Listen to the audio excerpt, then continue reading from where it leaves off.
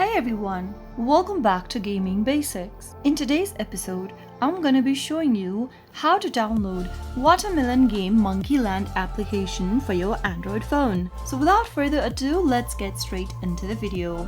First of all, make sure that your Android device is connected to a stable internet. Once it's done, launch open your Play Store. Now, go to the search box at the top and type in Watermelon Game and search. Now, make sure to look for this application that says Watermelon Game Monkeyland and tap on the install button to begin downloading the app on your Android. Now, all you need to do is to wait for the application to download and install, which will take several minutes depending upon your internet speed. And once it's done, you will be able to play the game right away.